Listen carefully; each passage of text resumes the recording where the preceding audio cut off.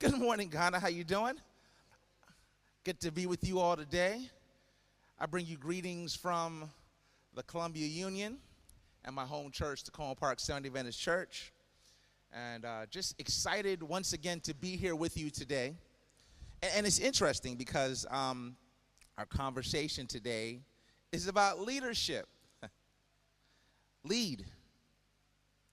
You be the change.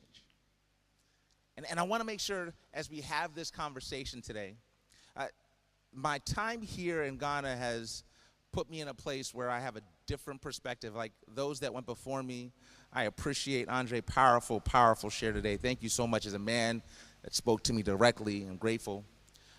So many have spoken over the last week or two, and we've had so many powerful presentations that have helped us. And I want to encourage you, if you haven't had the chance to go back and enjoy these presentations, I want to challenge you.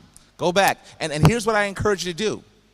Don't just go back and watch it for your own purposes. I want to challenge you to actually take the time and share it with others. There are others that need to hear the information. Everything from communication. Natasha is so powerful. Thank you so much. Appreciate you and your expertise. And just being able to help us just be better. See, what's interesting is that we're really good about talking about the stuff that's the typical, like tell the typical Bible stories or the typical things that are normal in regards to our Christian walk.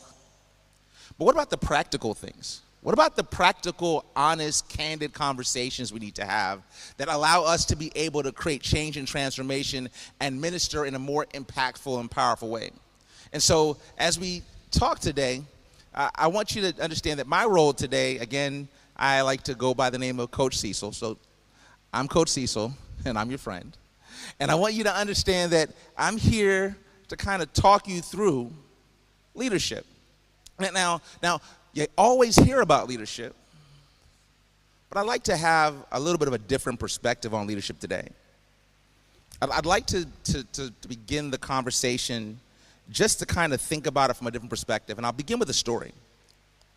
So there's a young man, and this young man is on the beach. As he walks down the beach, you see him bending over.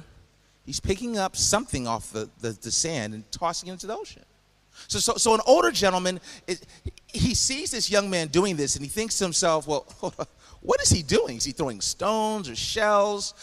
So he heads over and he decides, let me see what this young man is picking up and throwing into the ocean.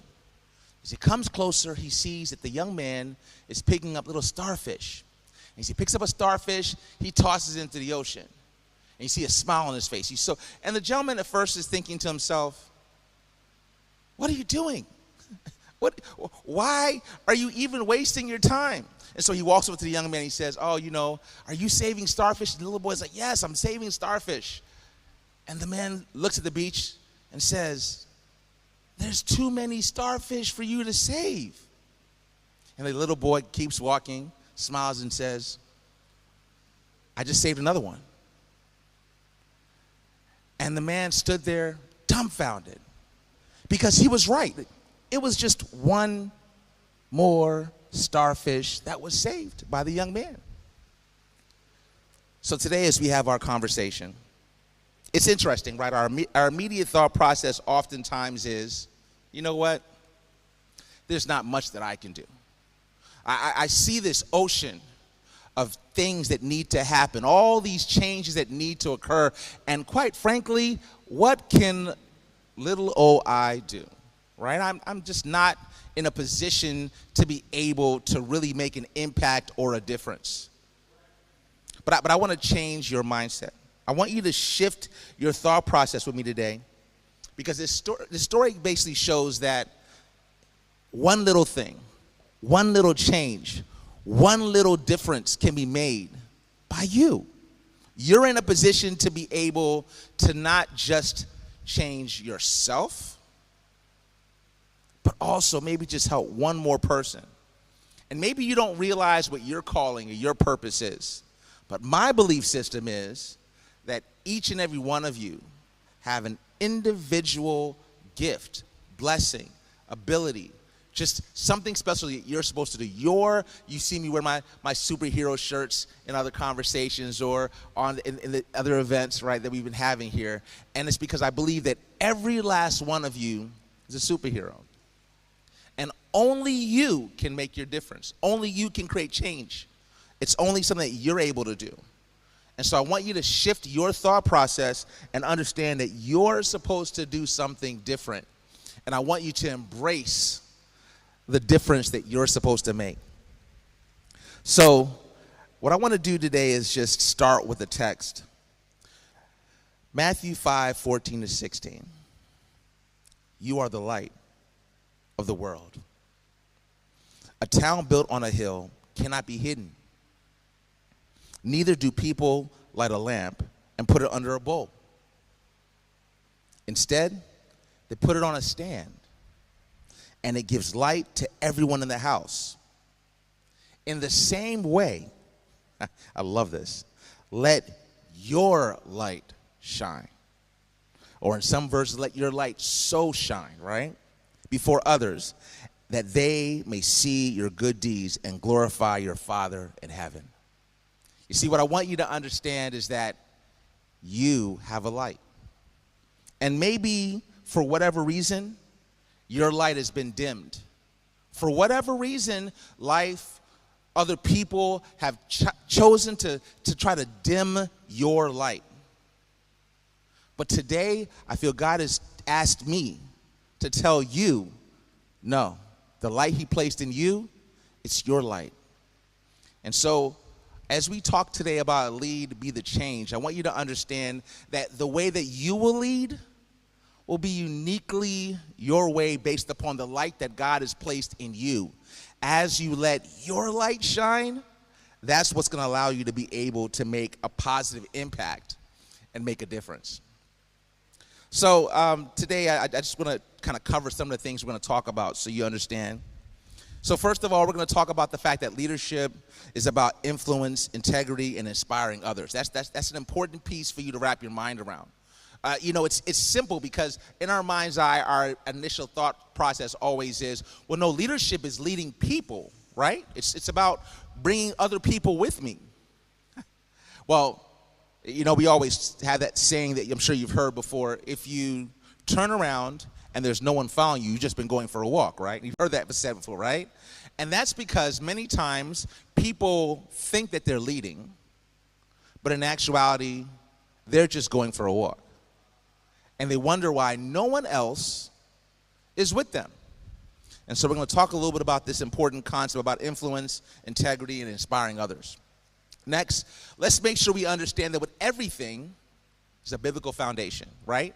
So if we understand that obviously it all begins with the Bible and we want to trust that God has provided us this amazing book, right? You can call it a workbook, you can call it a guide, it's a compass. There's so much in this amazing book. So there's obviously some biblical things that will allow us to understand, and we'll actually start with that. That'll be the way we begin the conversation today. Next, leading by example. Now, this is an important piece. Now, it's interesting because if we understand that our example plays a major part, it changes everything, right?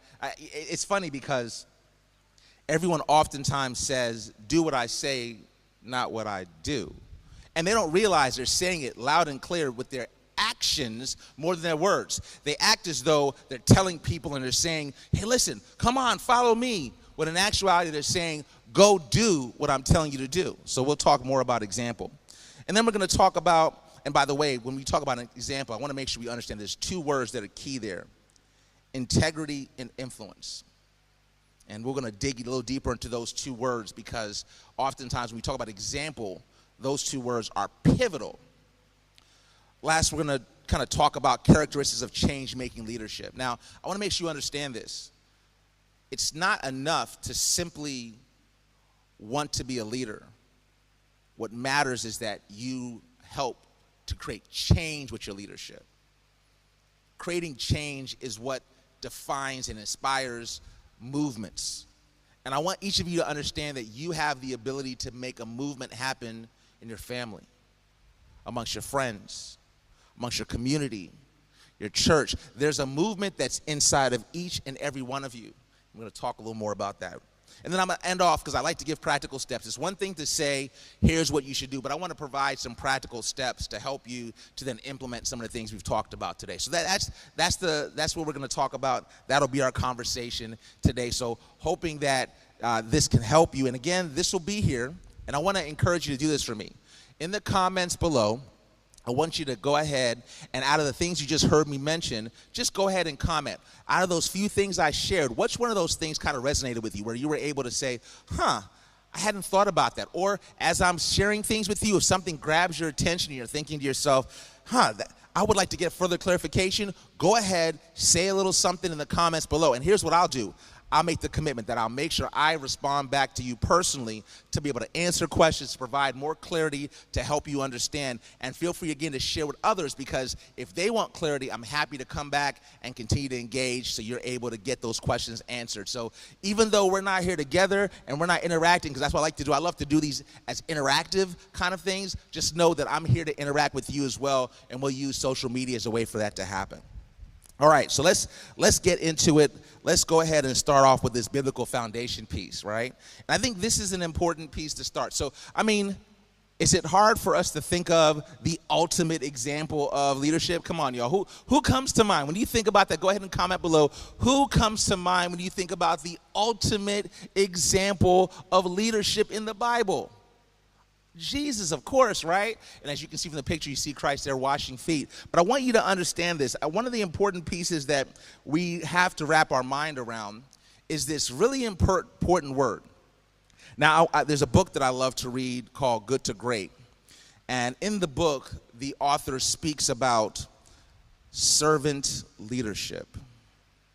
And it's funny because if you think about the way how society paints the picture of leadership, the picture isn't painted in such a way that we would think of people being servants, right? You're supposed to be this big kind of personality, this powerful leader that everyone follows, and you are this almost bigger than life kind of concept.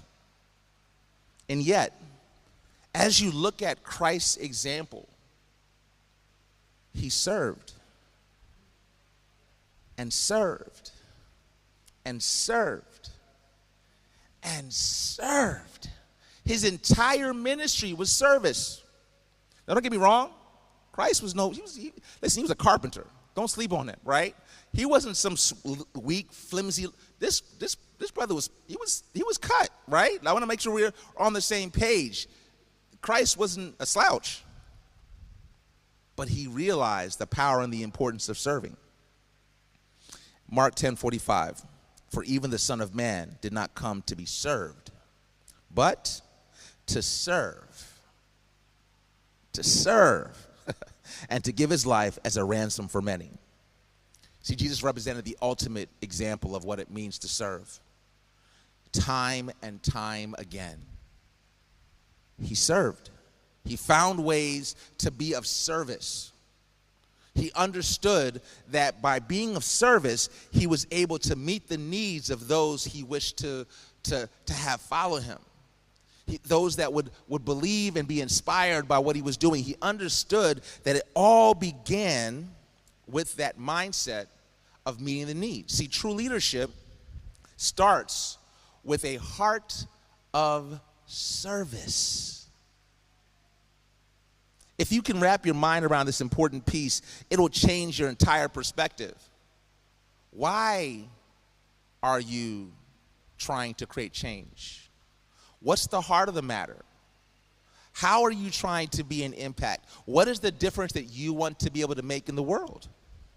And oftentimes, if it begins with the heart, if that's where it starts, it changes everything. It sets the pace. It creates an environment where people are drawn.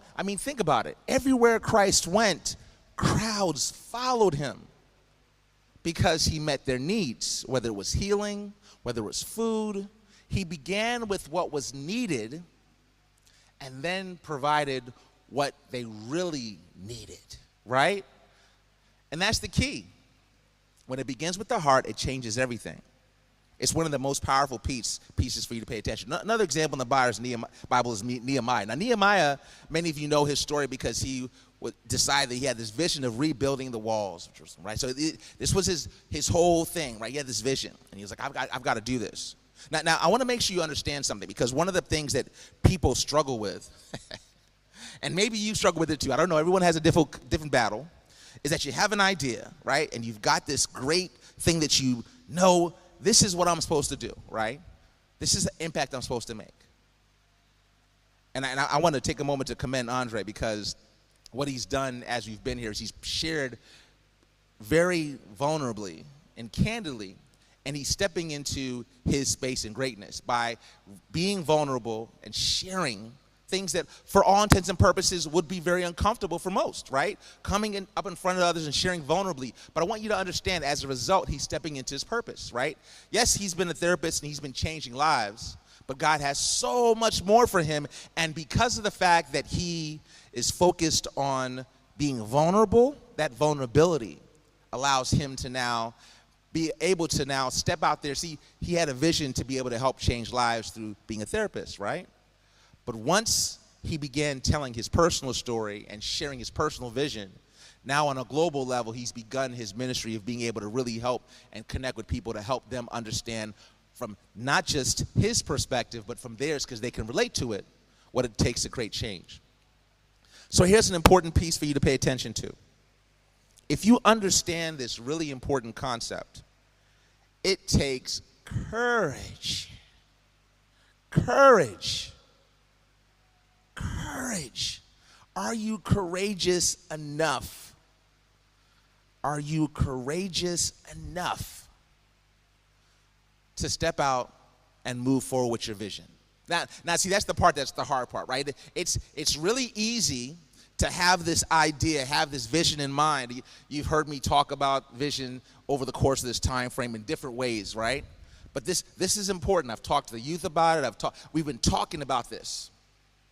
But just because you have the vision, it's not enough to just have the vision. What's even more important than having the vision is the courage to step out there and take action. And that's what Nehemiah did. He took action. And you can read about it, his story, Nehemiah 2:17-18. It tells all about that. But that courage that he took, that's an important piece. See, it's one thing to have the vision. It's another thing to be able to make the vision come to fruition by taking the action necessary. And you know what? Many of us know that's the hard part, right? How many of us have so many amazing things in our minds that we want to do, that we know we should do, but we've never done it? Do you know where the most valuable property in the world is? I love this. Les Brown said this, and it's changed me forever. It's the cemetery. The cemetery is the most valuable property in the world, because on that property lie so many people's dreams, ideas, visions, goals, that they lived their whole lives and took it with them to the grave. See, as I'm talking to you today, Ghana, I want to, we've been here, and it's been amazing to meet such incredible people. I mean, you're such a loving people. But God has incredible things for you if you're willing to be courageous enough to take the vision he's birthed in you, that he's placed in you, the dream, whatever it might be that he's placed in you, and you have the courage to step out of your comfort zone and do what needs to be done to create change. And it begins with leading yourself. That's where it begins, right? If we're going to be courageous, we have to lead ourselves first. So there are biblical examples of what it means, right? Now, I've used this photo before in one of my slideshows, but I thought it was kind of fun, and I had to use it again. And so I want to commend the Cape Coast Church, seeing all the leadership here, all the young people engaged, involved, just the energy. I mean, to me, this has just been remarkable. And so to me, this church, is an example of what it looks like for a community to have engagement, right? It was awesome. I did a session with the young people on Sunday. And all these young people came, and they were there. It was awesome, right? It was phenomenal to have all these young people that came out. So now we want to talk about being an example, because I feel this church is an example in this community, right? But what does that mean? This whole word example. What does it mean to lead by example? And again, I'm using these two words, integrity and influence, as a critical part of this. And I want to make sure you get this, because if you can wrap your mind around this, it'll change everything. So let's start with Proverbs 11:3. The integrity of the upright guides them, but the unfaithful are destroyed by the duplicity. Now, I want to make sure you get this. People are watching you. People are paying attention, whether you realize it or not. Don't you dare ever think that you're fooling anyone. I want to make sure you get this. If you think you're fooling someone, you're in for a terrible surprise, okay? People are always watching. They say integrity is not about what you do when everyone's around. It's about what you do when no one is looking. So integrity is the foundation of trustworthy leadership. It's not just what you say. It's what you do. When people see that you live by your values, they're more likely to follow your example.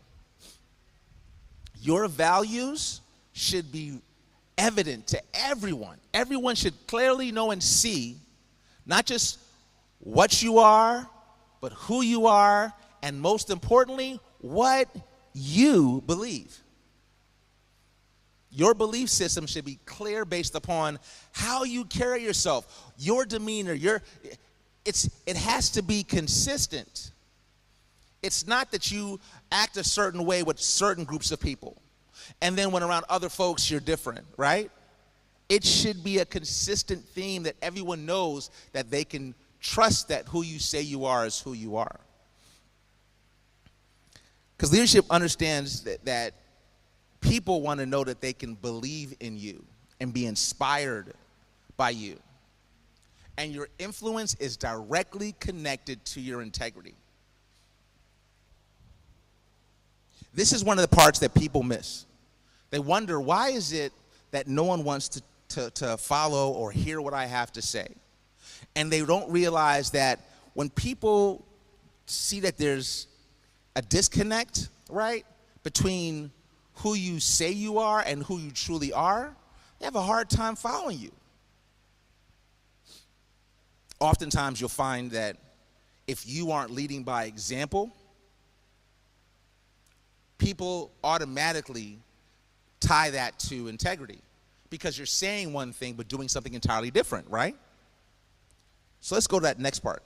You influence others with your example. And I think this is an important piece, and I like what 1 Timothy says, and I had to make sure I gave at least, as I was a youth director for many years, so I have to give at least one text that shouts out my youth. But listen, this is for everybody, right? It doesn't, even though the text is what it is. Don't let anyone look down on you because you are young, but set an example for the believers in speech, in conduct, in love, in faith, and in purity. See, I need you to understand something. You are the example. Whether you realize it or not, you are a walking, talking, breathing testimony or something else, right? Now, I want you to get this. This is not just here at church. This is at work. This is in your home. Ooh. Yeah, see, you know, all of us think our home's a safe space, right? I can do and be whoever I want to be. But your spouse or significant other is paying attention. Your children are paying attention. Your relatives are paying attention. Your coworkers are paying attention. And so if you understand that this important piece where, you know, I got to be cool, I got to act a certain way, or I don't want to rub people the wrong way, right? Your example in regards to you as a leader, people are paying attention. Now, this is the hard part, right? Because when we understand that example is probably the most powerful influence. People love someone that leads from the front. It changes everything. When you set the pace for those that you want to follow you, they're excited about following because they know that you're just as much in it as they are. You're not telling them what they need to do. You're showing them what you all will do together. So whatever change that you intend to make in whatever community or group or organization that you're a part of, I need you to trust the process. And the process says you have to lead by example. It begins with you. That's an important piece to pay attention to. And if you understand that important piece, it changes everything in regards to how you do things and why you do them. So your work ethic, that word, discipline, right? Matters. It's an important piece of the journey, something that I want you to embrace and recognize. Let's keep moving. Characteristics of change-making leadership. Now, here we go. Let's get into these because I want to make sure we get this, because some of the things that we're going to talk about here are some of the vital components for you to be able to create change. So we've talked about kind of creating the foundational pieces, talking about biblical examples, talking about how you're able to now be an example and have influence by utilizing integrity. But now let's talk about some of these characteristics of change-making leadership, right? So let's start off, first of all, by understanding that you need to have visionary leadership. Now, visionary just is an important piece, and it's one of the things that I want you to get this concept. Vision says, I see where I'm going, right? I see the destination. Understand that God does not birth in you tiny visions. He gives you big dreams because he's a big God. And so I want you to embrace and understand that it may not be that it's supposed to be like this global thing or anything like that, but it's about him understanding that the impact that you're supposed to make is huge. Oftentimes, we're the ones that minimize the dream that God plants inside of us. So it starts with you having a vision. Proverbs 29:18. Where there is no vision, the people perish. We've all heard that, right? It's not a new text. It's not something new that we're just hearing about, right? So you have to see beyond the present. You have to see beyond your current circumstance. You can't get stuck with where you are. Listen, God, I'm talking to you today because many of you are struggling trying to find jobs. You're like, whether you've gone to school and you are wondering where you're going to work, or maybe you were trying to get the education, it's not been working out. You're wondering, how do I get to anywhere, much less to the dream that I feel that God's planted in me? And I want you to embrace this. I want you to understand, God didn't give you the dream just because. He gave it to you because it's for you. So you've got to see what others can't see. You've got to embrace what others will view as impossible. And that's what will make the impossible possible.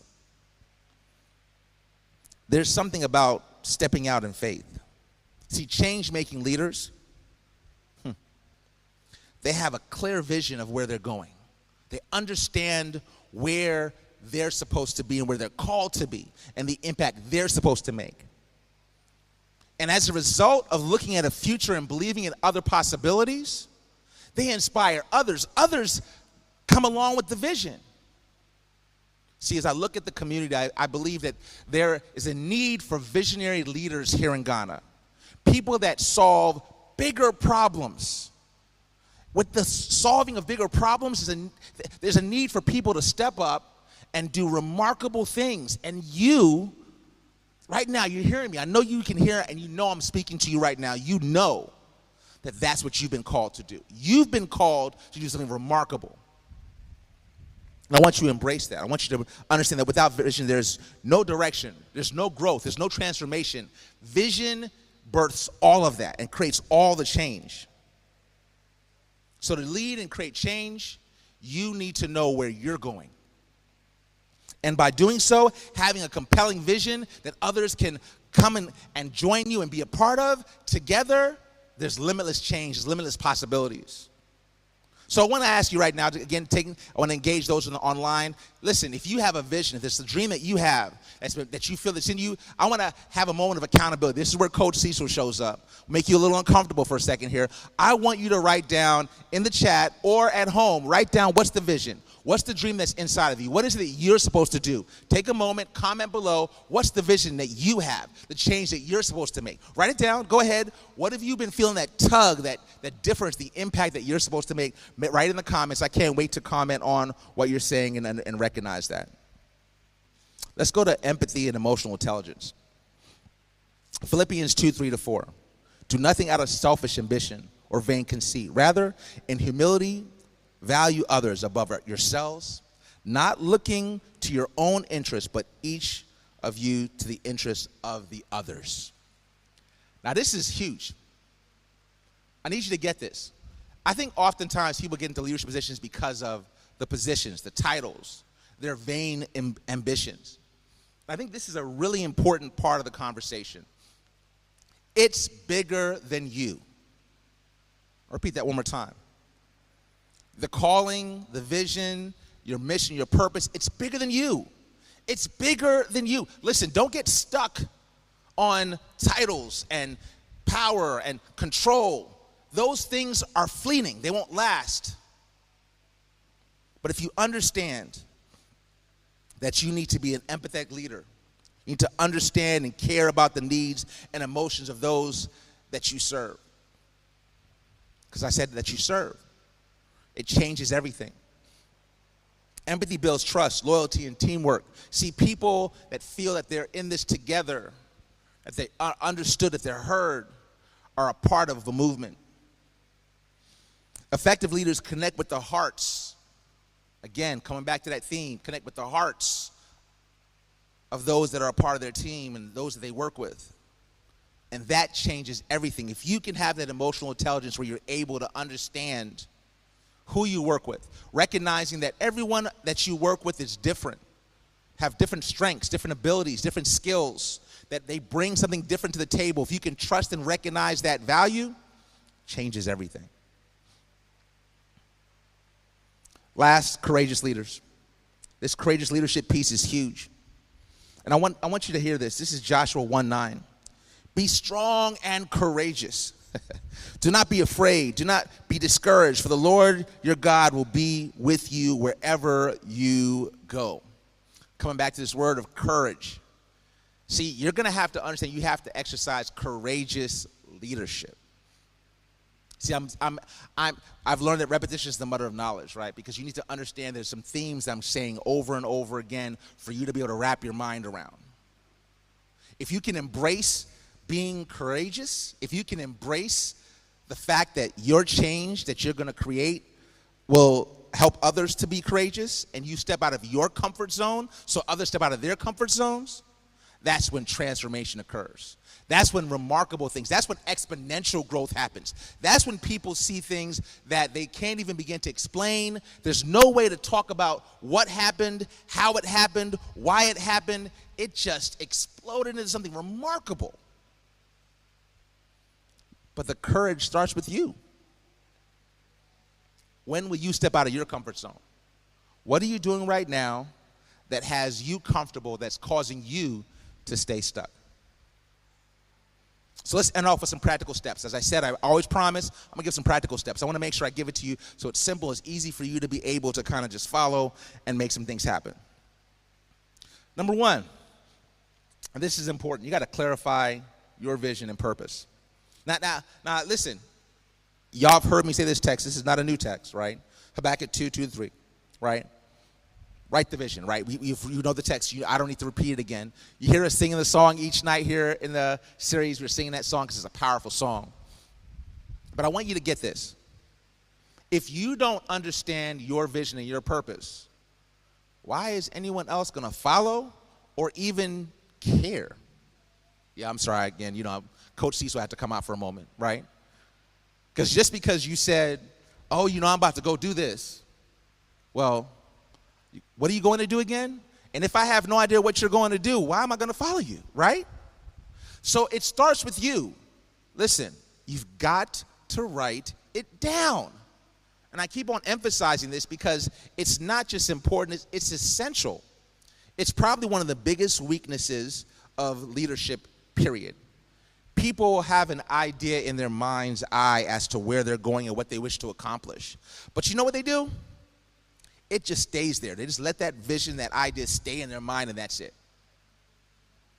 I want you to write it down, because writing it down provides clarity for you so you understand it. So you need to clarify your vision and purpose. Write it down, number one. Number two, develop a culture of service. John 13, 12 through 17, where Jesus washes the disciples' feet, really kind of models an example of what it means for you to really just have this mindset around service. Christ, literally, one of his last major acts as a group, demonstrates and sets the culture. Listen, I've been serving this whole time, but I want you to see how far we're talking about. I'm going to wash your feet. Listen, this was a responsibility of the servants, right? And he is supposed to be the leader, right? And yet he got down on his hands and knees and washed their feet. So how are you going to set and create a culture of service? What does that mean for you? Where does that begin for you to be able to recognize that this is not about anything other than the heart of the matter? Serving, giving back, caring for, creating change, helping others to make their improvements and live their lives. If you can wrap your mind around this important concept that it begins and ends with service, it changes everything. Because if you are serving the people you're meant to serve, if you're serving your team, if you're serving your community, listen, everything else will fall in place. Number three, build and empower your team. Now, this is a part that a lot of people kind of miss. Ephesians 4, 11 to 13. It speaks to the various gifts of the body of Christ working together to build up the church. And I want to make sure you get this. This is an important piece that people will miss. Everyone really feels like, well, what gifts I have are more important than this person's gifts or that person's abilities. And the reality is they're all important. Each piece of the team matters. I mean, let's be honest. Like the Bible says, what good would the eyes be without the feet, the hands, the ears, right? There's all these things. They all work together. So your thought process needs to be that you value everyone. You empower and build up everyone. Your team needs you to believe and value each and every component because it's all important. Last, number 4, lead with courage and conviction. Now this is one of those pieces where I think a lot of people kind of get stuck, the conviction piece. That imposter syndrome comes in, right? You know, you're like, yeah, I understand that this is what God has called me to do, but I'm not able. Moses was a great example of that, right? He's like, I can't even talk. God, what are you talking about, right? Right? You want me to go tell Pharaoh? I can barely talk. I want you to understand you've got to embrace that if God has called you, he'll take the rest. He's got it covered, right? So 2 Timothy 1:7, for the Spirit of God gave us or does not make us timid, but gives us power, love, and self-discipline. So you got to understand that God is going to transform you for what he has called you to do. The journey will make you who you need to be so you can step into your greatness and be the change that you need to be. And I want to make sure you hear that. You will be the change because God will make you to be the change. It's not about you. Our biggest mistake is that we feel we're depending upon ourselves to do and be who we need to be.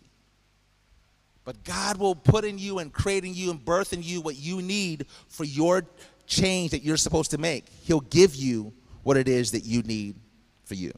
As I wrap up, I'm going to tell another story. And the story is told of, many have heard of this, a man that was walking along the road, and he sees a number of stone cutters. Stops at one stone cutter, and the guy's like, what are you doing? I'm cutting stone. Okay, cool. Awesome. Next person he goes to, he says, what are you doing? He says, I'm actually building a building. Awesome. The last one, he says, so what are you doing?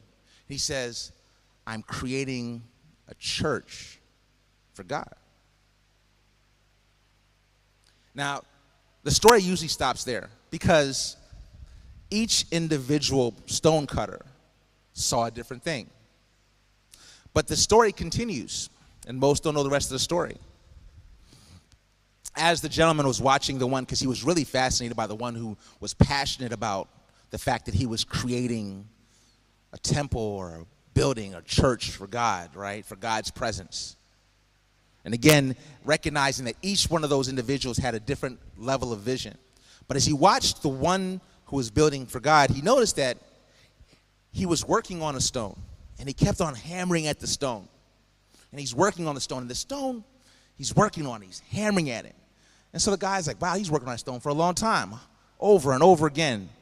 Comes back the next day, and the stone cutter is going at this stone, going at this stone, going at this stone, over and over again. And he's thinking, why doesn't he just move on to another stone? He's hitting the stone, it's not breaking, he's not able to make it do what it's supposed to do. Obviously, he should just go ahead, that stone's too hard, move on. When he comes back, day in, day out, the guy is working on the same stone. One morning, as he comes there, he hears everyone shouting in there.